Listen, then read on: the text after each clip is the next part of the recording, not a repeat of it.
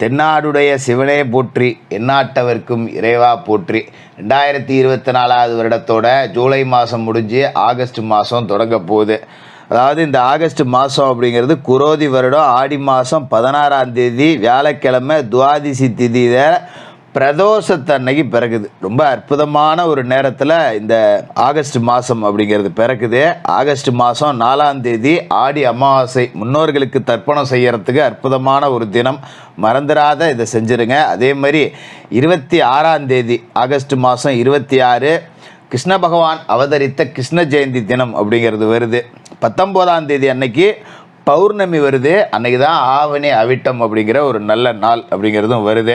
இந்த மாதத்தோட கிரக அமைப்புகள் அப்படின்னு பார்த்தீங்கன்னா, சூரியன் கடகராசியில் இருந்துட்டு 17ஆம் தேதி சிம்ம ராசிக்கு போகிறார். சனி பிரதோஷத்தை அன்னைக்கு போகிறாரு. அதோட செவ்வாய் ரிஷபராசியில் குருவோடு சேர்ந்துக்கிட்டு இருக்கார். குரு அங்கே தான் இருக்க போகிறாரு. புதன் கடகராசியில் வக்கரம் அடைஞ்சிருக்காரு. 13ஆம் தேதி வக்கர நிவர்த்தி அடைகிறாரு. மாத கடைசி 31ஆம் தேதி சிம்மத்துக்கு போகிறாரு. சுக்கர பகவான் சிம்ம ராசியில் இருந்துக்கிட்டு 26ஆம் தேதி கன்னி ராசிக்கு போகிறாரு. குரு பகவான் ரிஷபத்துலேயும், சனி பகவான் கும்பத்தில் வக்கர நிலையிலையும், ராகு மீனத்திலையும், கேது கன்னி ராசிலையும் இருக்காங்க. இந்த கிரக அமைப்புகள், ராசி மாற்றங்கள் உங்களுக்கு என்னென்ன பலன்களை கொடுக்க போகுது, எதெல்லாம் நீங்கள் செய்யலாம், எதெல்லாம் நீங்கள் செய்யக்கூடாது அப்படிங்கிறத பார்த்துருவோம். போன வீடியோவில் ஆடி மாதம் பலருக்கு சரியில்லை நேரம் அப்படிங்கிறத நாம் சொல்லியிருந்தோம். அதாவது கெட்ட நேரங்கிறது நமக்கு மட்டும் இல்லை, கடவுளுக்கே வந்திருக்கு. ராமபிரானே கெட்ட நேரம் வந்ததால தான் வனவாசம் போனார் அப்படிங்கிறத புரிஞ்சுக்கணும். அதனால் உள்ளதை உள்ளபடியே நாம் சொல்லிடுறோங்கிறதால சின்ன சின்ன எச்சரிக்கை அப்படிங்கிறத நாம் சொல்லியிருந்தோம். பல பேர் நீங்கள் பாசிட்டிவாக சொல்லலை அப்படின்னு இருந்தாங்க. பாசிட்டிவாக சொல்கிறேன்னு உங்களுக்கு ஆசை காட்டி மோசம் பண்ணுறதுக்கு நாள் கிடையாது. என்ன நடக்க போதோ அதை சொல்லிடுறேன், கேட்டுக்கோங்க. மகர ராசி நேயர்களே, உங்களுக்கு இந்த ஆகஸ்ட் மாதம் எப்படி இருக்குது அப்படின்னு பார்த்தோன்னா, மகர ராசி வாழ்க்கை அப்படிங்கிறது மகர வாழ்க்கை நரக வாழ்க்கை அப்படிங்கிற மாதிரி தான். நீ நகரத்துக்கு போனாலும் நரகம்தான், கிராமத்துக்கு போனாலும் நகரம்தான். நீ நகரத்துக்கு போனாலும் நரகம்தான், கிராமத்துக்கு போனாலும் நரகம்தான். அதே நேரத்தில் மகரம் அப்படிங்கிறது சிகரம் தொடாமல் இருக்கவே இருக்காது. பிற்பகுதி வாழ்க்கையை நல்லபடியாக வாழக்கூடிய, உச்சம் தொடக்கூடிய, சிகரத்தை தொடக்கூடிய ஆட்கள் யார் அப்படின்னா மகர ராசிக்காரர்களாக தான் இருப்பீங்க.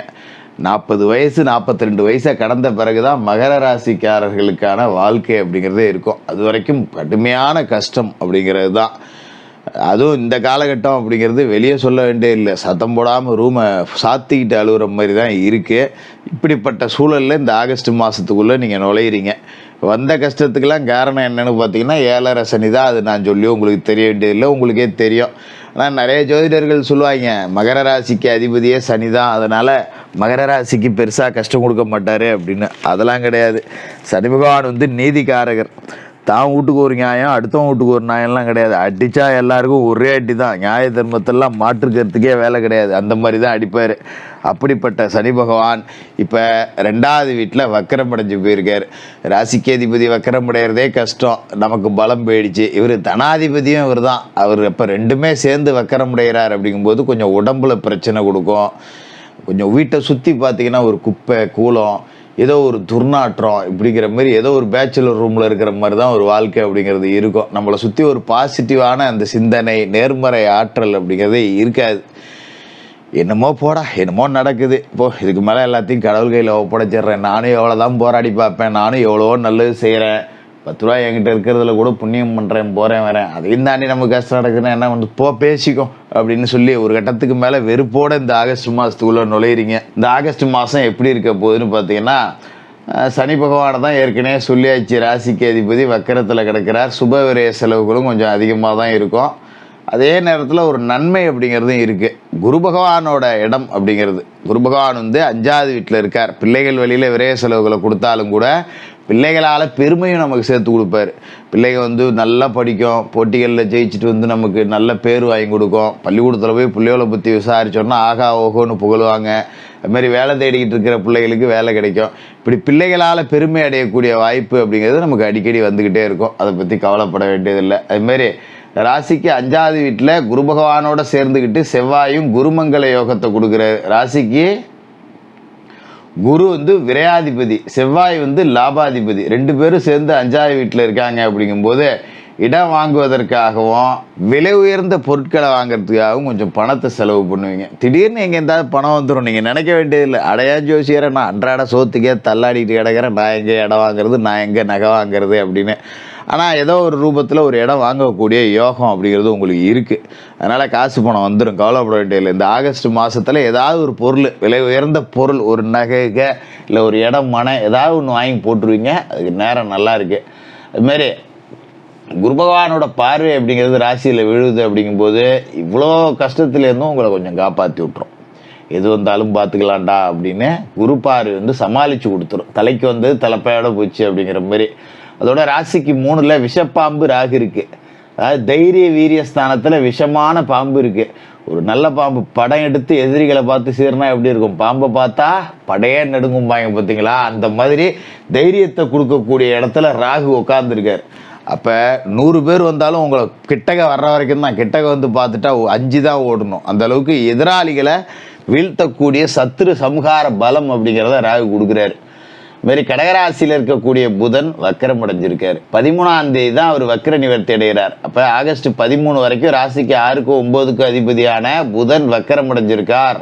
6க்கு அதிபதி வக்கரம் அடைகிறார் அப்படிங்கிறது யோகம்தான். உங்களோட கை கொஞ்சம் ஓங்கும், எதிராளிகளை நீங்கள் சமாளிக்கலாம், எதிராளிகளை மிரட்டுவீங்க. ஒரு இடத்துல வேலை செய்கிறோன்னா கூட வேலை செய்கிறோம்லாம் நம்ம பேச்சை தான் கேட்கணும். நம்மளை விட மேலதிகாரி இருந்தாலும் அவங்க பக்கம் யாரும் இருக்க மாட்டாங்க, உங்கள் பக்கம் தான் நிற்பாங்க. மேனேஜரே வந்தாலும் சரி, நான் சொன்னால் தான் நாங்கள் செய்வோம் அப்படின்னு எல்லோரும் உங்கள் பக்கம் நிற்பாங்க.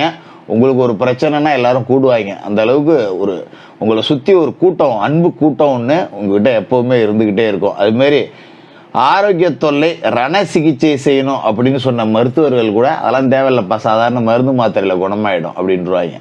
அந்த அளவுக்கு நேரமும் நல்லா இருக்குது. அதே நேரம் ராசிக்கு பாக்கியாதிபதியாக புதன் இருக்கிறதால கொஞ்சம் மனக்குழப்பம் அப்படிங்கிறது இருக்கும். எந்த ஒரு விஷயத்தை எடுத்துக்கிட்டாலும் செய்ய வேண்டாம் அப்படின்னு முடிவெடுக்கிறதில்ல, செஞ்சு பார்த்துருவோம் அப்படின்னு முடிவெடுக்கிறதில்ல. செய்யலாமா வேணாமா, செய்யலாமா வேணாமா, 100 பேர்த்திட்ட கருத்து கேட்டு பார்த்துட்டு ஒன்றையும் செய்யாமல் ஓரமாக உட்காந்து கிடக்கிறது. இதை கொஞ்சம் மாற்றிங்க. எந்த ஒரு விஷயமா இருந்தாலும் செய்கிறதுனா செஞ்சு பண்ணணும், வேணான்னா ஒதுங்கிக்கணும். போட்டு குழப்பிட்டு மனசுக்கு எடுத்துக்கிட்டு நம்ம அலைய வேண்டியதில்லை. இதால் தேவையற்ற மன உளைச்சல் தான் ஏற்படும், பார்த்துங்க. அதோட சிம்மராசியில் சுக்கிரன் இருக்கார். அஷ்டமத்துக்கு போயிட்டார். 5க்கும் 10க்கும் அதிபதியான சுக்கிரன்.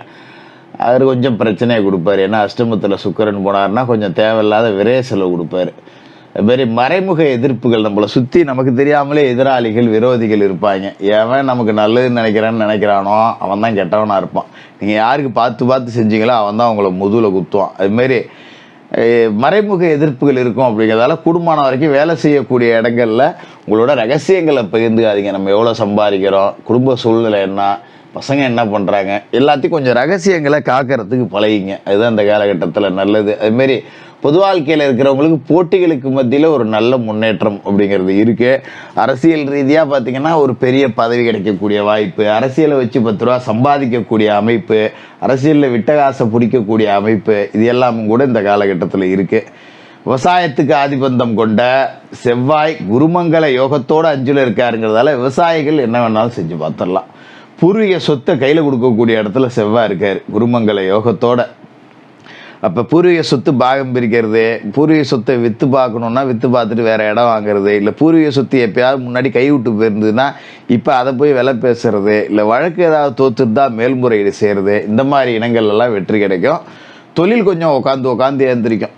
அது சனி பலம் இழந்து போய் கிடைக்காரு இல்லையா, அதனால தான் கொஞ்சம் உட்காரும், 10 ரூபா கிடைக்கும், திடீர்னு கிடைக்காம போயிடும். அது ஒரு நல்ல நிலையான தன்மை அப்படிங்கிறது இருக்காது. இதை நம்பி 10 ரூபா செய்யவும் முடியாது, விட்டுட்டு போகவும் மனசு வராது. எந்திரிச்சு உட்காந்து ஏந்திரிக்கும். அதனால் தொழிலில் பெருசாக ரிஸ்க் எடுக்க வேண்டியதில்லை. நீங்கள் செய்ய வேண்டிய வேலையை செஞ்சுக்கிட்டே இருங்க. சனி பலம் அடைஞ்ச பிறகு உங்கள் தொழிலும் பலமடையும், நீங்களும் நல்ல வளர்ச்சி அடையலாம். குரு பகவானோட பார்வை ராசிக்கு இருக்குது, நல்லதே நடக்கும். மற்ற மாதங்களை பொறுத்த கம்பேர் பண்ணி பார்த்தோன்னா இந்த மாதம் ரொம்ப சூப்பராகவே இருக்குது. உங்களுக்கு ஒரு நேர்மறை ஆற்றல் கிடைக்கும். எது வந்தாலும் நான் பார்த்து கொண்டாங்கிற நம்பிக்கையை கொடுக்கக்கூடிய மாதமாக இருக்கும். தினமும் குளிச்சு முழுவிட்டு குலதெய்வ வழிபாடு செய்யுங்க. சனிக்கிழமையில் அனுமன் வழிபாடு, பெருமாள் வழிபாடு, சனி பகவான் வழிபாடு செய்யணும். சனி பகவானுக்கு எல் தீபம் ஏற்றிட்டு மாற்றுத்திறனாளிகளுக்கு உங்களால் முடிஞ்ச உதவிகள் செய்யுங்க. கருப்பு நிற வாயில்லா ஜீவராசிகளுக்கு உணவளியுங்க. அது ஆடோ, பூனையோ, நாயோ, யானையோ, கருப்பு நிறத்தில் இருக்கக்கூடிய ஜீவராசிகளுக்கு உணவளியுங்க. ரொம்ப அற்புதமான ஒரு மாதமாக இருக்கும். மகர ராசிக்காரர்களுக்கு வாழ்த்துக்கள்.